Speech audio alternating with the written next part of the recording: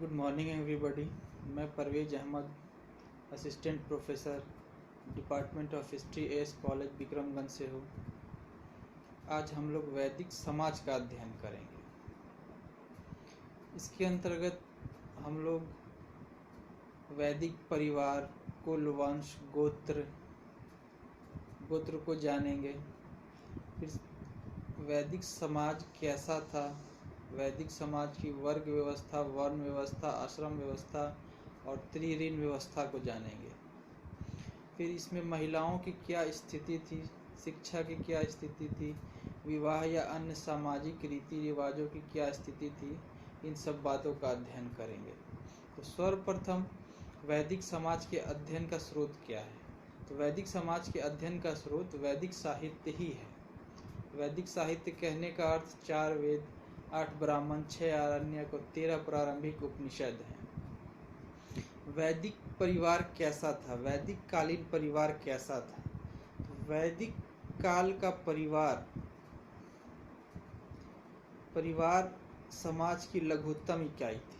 यह कुछ व्यक्तियों का समूह होता था और जो रक्त संबंध के आधार पर आपस में जुड़े होते थे।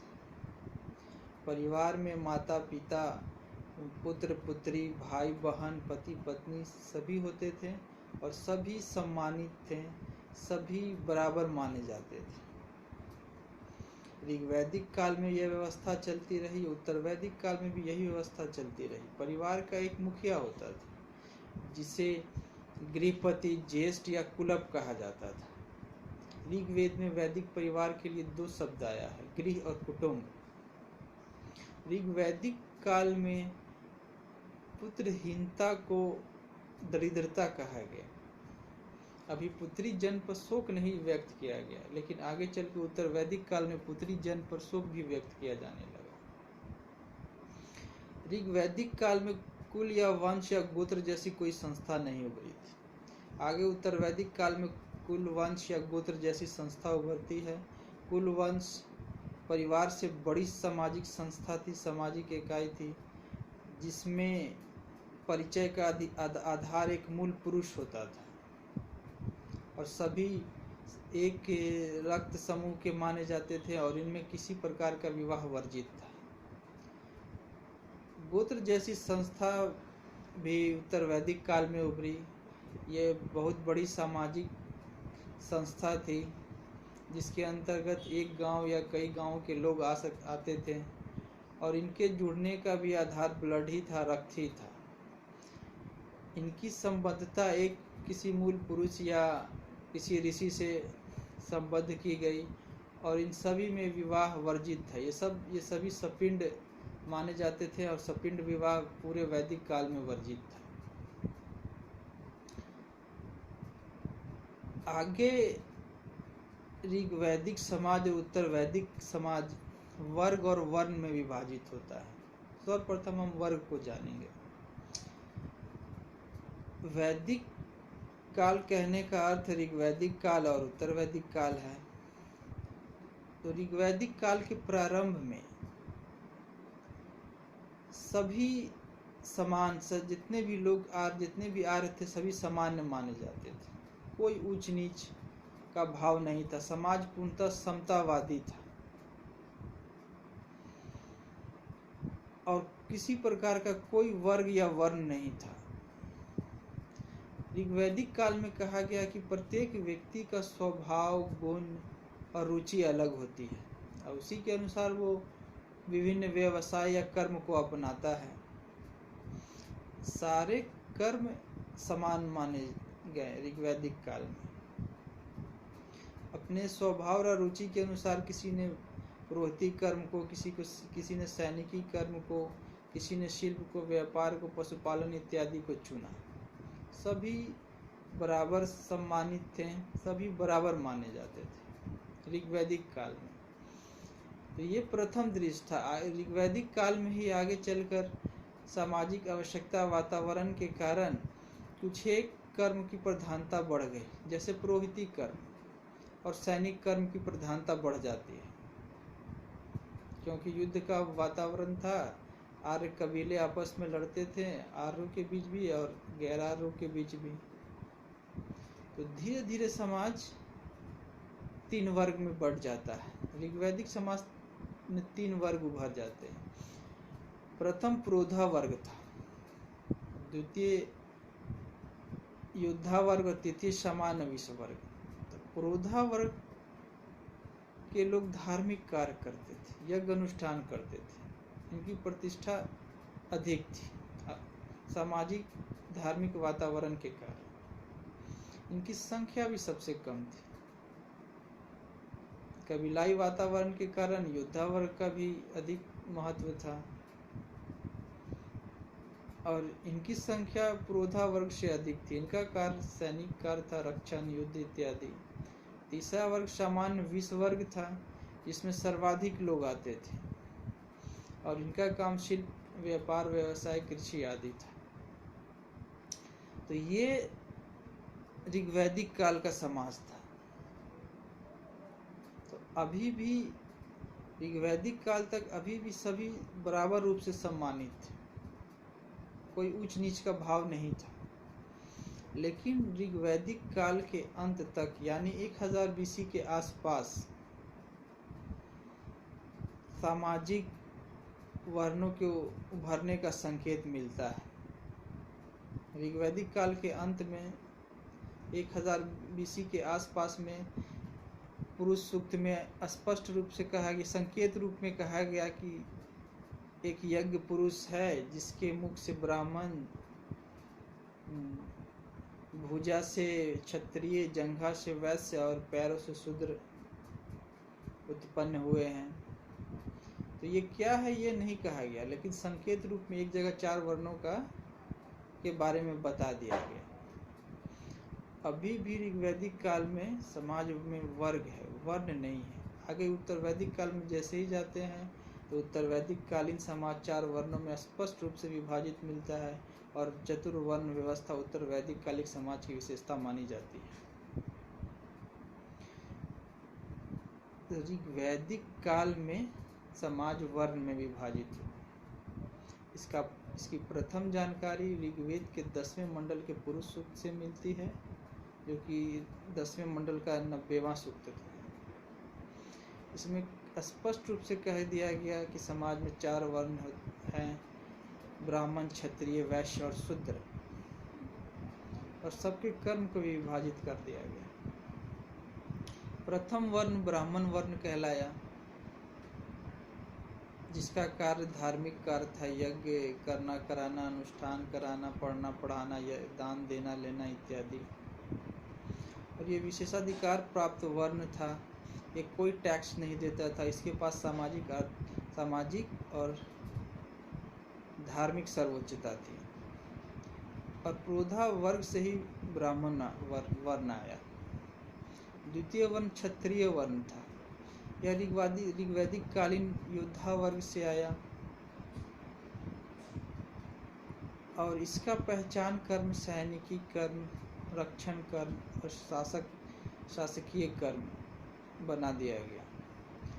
यह भी विशेषाधिकार प्राप्त वर्ण था, यह भी टैक्स नहीं देता था, किसी तरह का कर नहीं देता था और इसके पास राजनीतिक सर्वोच्चता थी। तीसरा वर्ण वैश्य वर्ण हुआ, जो सामान्य विश्व वर्ग से आया। इसका पहचान कर्म, कृषि, पशुपालन, शिल्प, व्यापार, व्यवसाय इत्यादि था और यही एकमात्र वर्ण था जो टैक्स देता था।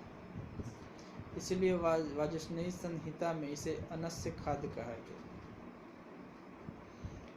और यह भी विशेषाधिकार पर वर्ण प्राप्त वर्ण था और इसके पास भी एक सर्वोच्चता थी, आर्थिक सर्वोच्चता। चौथा वर्ण शूद्र वर्ण कहलाया, जो कि सामाजिक अनुक्रम में सबसे निचले स्तर पर था।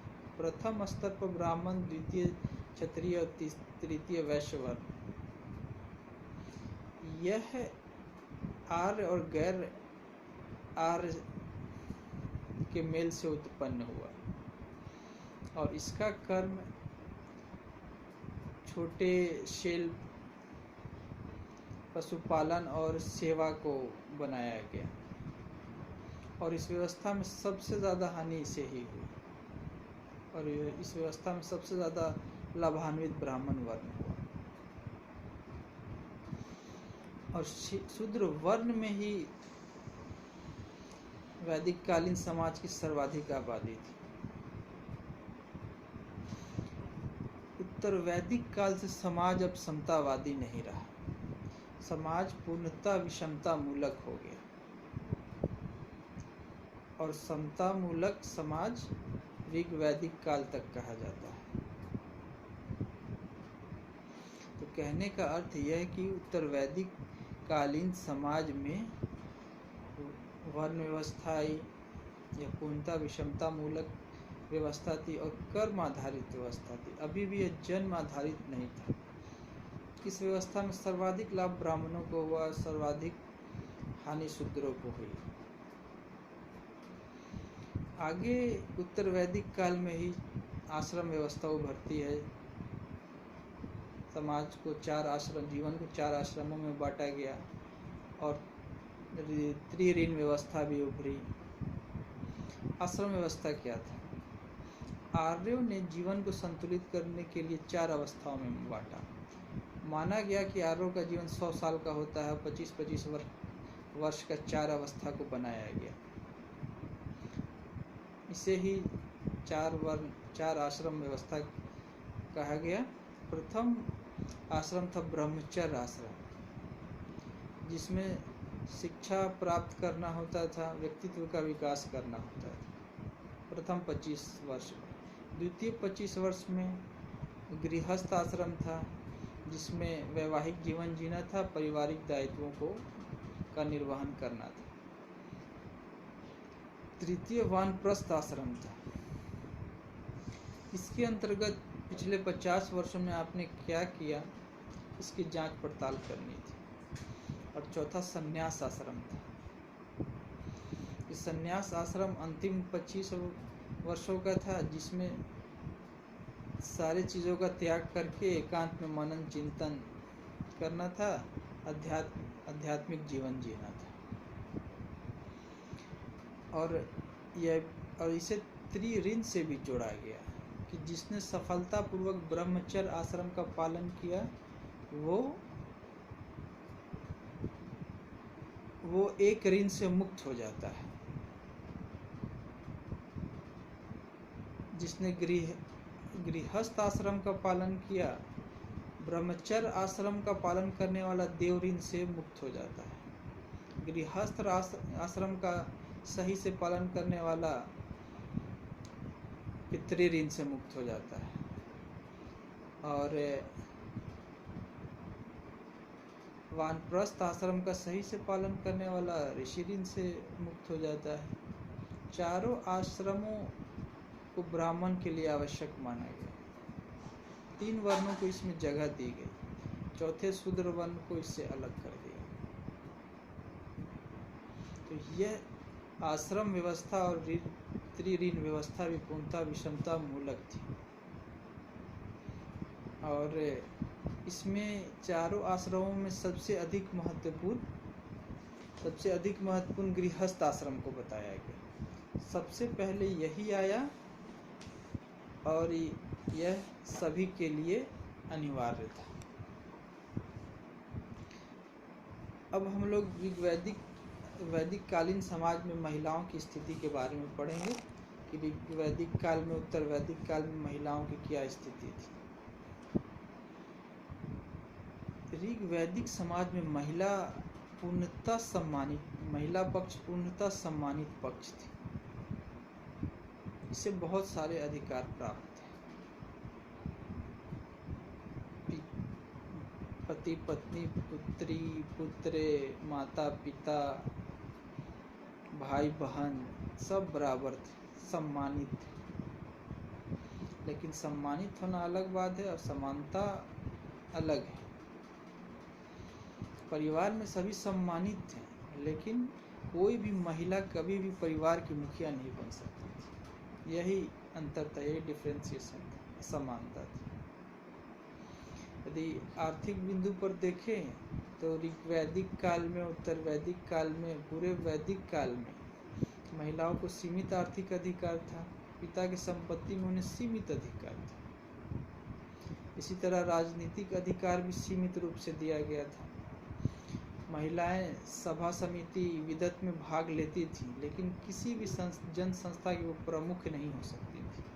लेकिन अच्छी बात ये थी कि राजनीतिक क्षेत्र में उनकी भागीदारी थी। इसीलिए वैदिक समाज को बेहतर समाज माना जाता है मध्यकाल या आधुनिक काल की तुलना में। महिलाओं को वैदिक काल में कई तरह के धार्मिक अधिकार भी थे। ऋग्वैदिक काल में महिलाएं यज्ञ या धार्मिक कर्म में अनिवार्य रूप से भाग लेती थी। उत्तर वैदिक काल में भी भाग लेती थी, लेकिन उनकी यह अनिवार्यता समाप्त हो गई। तो कहने का अर्थ कि धार्मिक अधिकार भी उन्हें था। अब शिक्षा संबंधी अधिकार में उनकी क्या स्थिति थी? तो पूरे वैदिक काल में महिलाओं को शिक्षा का अधिकार था। वो पुरुषों की तरह गुरुकुल में प्रवेश पाती थीं, अपनी इच्छा से शिक्षा प्राप्त करती थी। ऋग्वेद में 20 विदुषी महिलाओं की चर्चा हुई है, जिन्होंने मंत्र रचे और जिनके रचे हुए मंत्र ऋग्वेद में आए। कुछ महिलाएं जैसे लोपा, मुद्रा, घोषा, पाला इत्यादि का नाम भी आता है। उत्तर वैदिक काल में भी महिलाओं को शिक्षा का अधिकार था। गुरुकुल में जाती थी, शिक्षा प्राप्त करती थी। मैत्रेयी, गार्गी जैसी महिलाएं उत्तर वैदिक काल में हुई, जिन्होंने मंत्र रचा।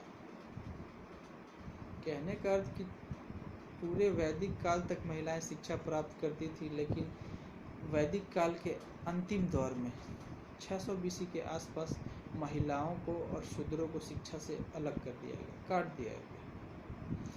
शिक्षा को एक संस्कार, द्विजत्व संस्कार से जोड़ दिया गया। इस संस्कार को करने का अधिकार मात्र ऊपर के 3 वर्णों को दिया गया। महिलाओं को और शूद्रों को द्विजत्व संस्कार से अलग कर दिया गया। तो वैदिक काल के अंतिम चरण में इनकी स्थिति शिक्षा के क्षेत्र में कमजोर हो गई और आगे निरंतर कमजोर होती रही। पूरे वैदिक काल में महिलाओं को विवाह संबंधी स्वतंत्रता प्राप्त थी। ऋग्वेद के सूर्या सूक्त से सामाजिक उदारता, वैवाहिक स्वतंत्रता का पता चलता है।